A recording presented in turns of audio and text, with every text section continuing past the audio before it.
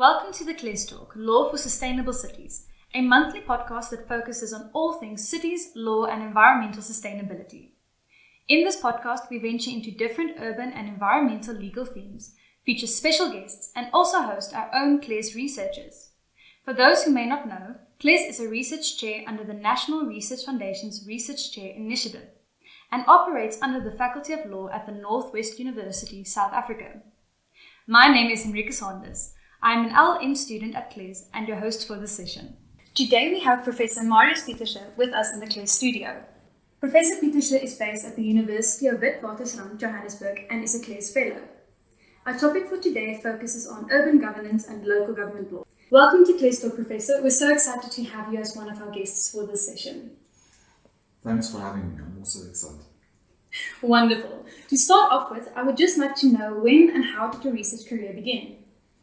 I decided I wanted one when I was a student. In my final year, I will be in 1997 when I did a research report, as one does as a subject.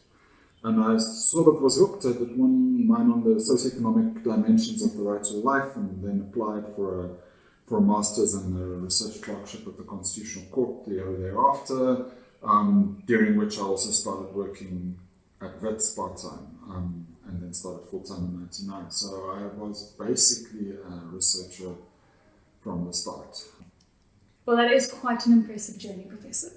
So with your research that pertains to urban law and governance, what attracted you to this area of research? So I initially wrote on various human rightsy things and then drifted more towards socioeconomic rights through time. And then from about 2007, 2008 onwards, I was obsessed as a hobby with the Johannesburg inner city, and I was spending all of my free time walking around all kinds of corners of the CBD, and I often found myself thinking of various socioeconomic rights issues as I was doing so. And so I figured that if I brought in an urban studies dimension into my work, I could also spend some of my work time walking around the CBD. And so that's how it happened, really. The more urban studies research I read, the more I was convinced that this is where my legal research had to go. I was struck by how superficial urban studies literature engages with law, as law underlies nearly every aspect of urban governance in urban life. And so that's how I ended up with law and cities. It is quite an interesting field, and it is something I've also enjoyed focusing my own research on since starting with CLES, so I do think it is quite an interesting area. And so just for our audience who may not be as familiar with your work, what are some of the main themes within urban law and governance that interest you? Everything. No, I've done a lot of work on sort of analysing socioeconomic rights litigation and judgments through an urban lens, looking at the relevance of rights as standards of governance and how they intersect with governance practices. I'm interested also in structures of governance at city level, local government law, and how that intersects with intergovernmental relations law, the private sector, and so on. So I've focused a lot in recent years on urban autonomy, the sort of ways that urban autonomy can be wielded towards progressive ends like human rights or the SDGs or those kinds of things. Well, one can see how your interest in these areas of law have fueled your passion, and your research has made a significant contribution to urban law and governance. But what research contributions are you most proud of, or do you feel has made the biggest difference? So I published a book with Routledge in 2017, the full title of which escapes me. It's something urban litigation, the right to Joburg. So the first part was the publisher's idea, the right to Joburg part was the title that I initially had for it. And I think that was pretty good. It sort of looked at different constituent elements of the right to the city as enacted in Johannesburg, and I tried to link that up with court jurisprudence on a whole range of rights. And at least some of it I don't think had been done before at the time, and it sort of came together very well. So that one I'm proud of. I've especially also enjoyed trying to read up on your work. So one of the articles I personally enjoyed was the one on devolution, urban autonomy and local governments in the cities of South African developmental communities. It was one that I found very interesting and insightful. So another question that we have for you is, what are some of the most interesting current developments in the field of urban law and governance globally? Well, urban law, thinking of law in urban settings has really taken off in the last few years. Obviously, in recent times, I think COVID has made people sort of go back to the public health roots of urban law, if you will, to think through how urban law can assist in disaster resilience, also in relation to climate crisis more broadly, which I think is both interesting and important. There's lots of cool things being done around urban autonomy and urban networks around rights, climate, and so on. And urban law also seems to be moving closer to law and technology research, which started with smart cities, but now sort of looks at the tech of service delivery, participatory governance, and so forth. So all kinds of things. So do we see these developments reaching South African shores and being meaningful from a South African local government perspective? Yeah, definitely. And South Africa has a lot to offer these global research trends. And so the trends are reaching our shores, but our work is also impacting on the trends. Our constitutional framework makes it rich ground for studying urban autonomy. Our structures of governance are facing and have been facing the kinds of stresses that the global north is only now coming to terms with. And our law has already had some cool developments that one can compare with and export and so on. But something like COVID has highlighted numerous fault lines in all aspects of South African urban governance that requires urgent work. What are some of the most pressing urban issues that South African law seems to have difficulty to effectively address? I've been very concerned about the lack of a clear line between party and state and local government, which is caused partly by a lack of a clear separation of powers at local government level, but also partly at the way in which executive power is structured within councils. I think accountability lines are not functioning as they should. We also need to get interventions right. Obviously, there's still a lot of vagueness in the demarcation of authority and responsibility between the different spheres of government. We've still not properly and thoroughly devolved housing and transport functions. Governance of rail and ports need to be unscrambled. We still need to operationalize a lot of SPLUMA, also through bylaws. Indeed, municipalities have to come to terms with their bylaw making powers and learn to use them progressively. We need to learn to mainstream rights in urban governance processes. I could go on, there's lots of work. Well, I couldn't agree more on how you answered that question. I've been interested in hearing your opinion on my next question especially. At CLES, we are increasingly focusing our research attention on climate change and energy governance in the local sphere in neighboring and other African countries. Do you think we can learn from each other in an African context as opposed to a north-south and even south-south interpretation of things?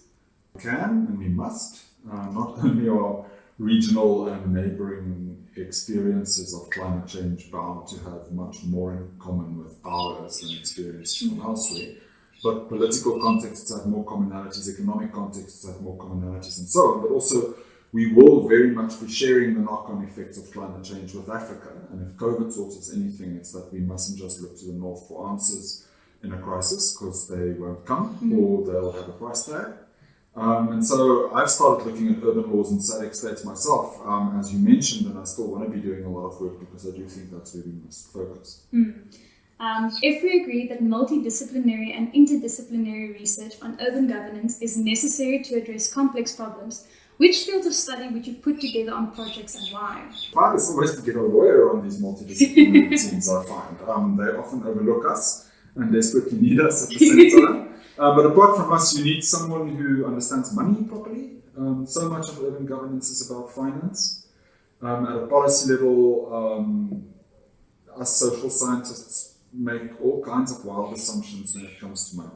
So an economist or an auditor or finance type, and then someone who understands and lives for tech, they tend to be where a lot of the solutions come from. Geographers, I suppose, they're just so damn useful and somehow very good at interdisciplinary thinking, and so I think always enrich a team like that. I think that was a very insightful answer to the question. And one of the last few questions that we wanted to ask is, at the start of the new academic year, many postgraduate students are considering focus areas for their theses and dissertations. What do you regard as some of the key issues that remain in need of scholarly research? Well, there's so much work to do. In South Africa, I think if you're a systems lawyer, someone needs to untangle the governance maze around rail. Like so much reform is necessary there, but we need to just map the players and the instruments. in municipalities, how to reform participatory structures, how to reform the political administration interface, how to mainstream rights in government processes, intergovernmental relations, especially between neighbouring or regionally dependent regions or municipalities. If you're more of a legal theory type, all kinds of new urban rights are developing here and elsewhere. I'm starting to look into those. That needs unpacking and study. Some contract lawyer needs to look into the appropriateness of contract as an urban governance instrument, because contracts are everywhere in urban governance and there's a lot of work to do on making them articulate public law values. The list is endless. Resilience, adaptive urban law, government pluralism, urban safety, how it links to inclusion and resilience. All the things about community involvement taking over governance. Things are happening left, right and centre, and we're never going to run out of topics. Yes, I do believe that is something a lot of young researchers would be interested in, especially when they are on the path of pursuing an academic career. To conclude our podcast, we would like to ask you a few short questions that are just short answers. So the first one would be, if you could change 3 things provided in the South African Constitution as far as it concerns local government, what would they be and why? And what are 3 things you would not change?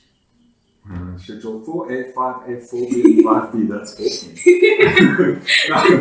But the division of powers between the spheres and those schedules need serious work. I've always said they're vague, they overlap, they contradict. They've got gaping holes. It really underlies a lot of the problems I think the system's been experiencing. So I would really amend those schedules. How is a different question, but yeah. I would introduce probably try to introduce a separation of powers between legislature and executive at local government level. Make it explicit that a council is the legislative body. Clarify that bylaw making power is original, that kind of thing. I'd probably make a few other changes to structures, but in legislation rather than the constitution. I don't know, maybe clean up the intervention provision. Section 139 has been amended before, but it's a bit messy still. Yes, I'd do away with that whole category A, B, C municipalities. The metros work, but I would probably collapse categories B and C, districts and local municipalities. My research constantly runs into that division as something that's dysfunctional. Thank you, Professor. And our last question for our session today would just be, if you could please name 3 researchers that you admire. 3 researchers that I admire. Well, this is a CLES podcast, and so I'm going to mention your leader, Ananda Pasi, so that you can know how happy you are to have her.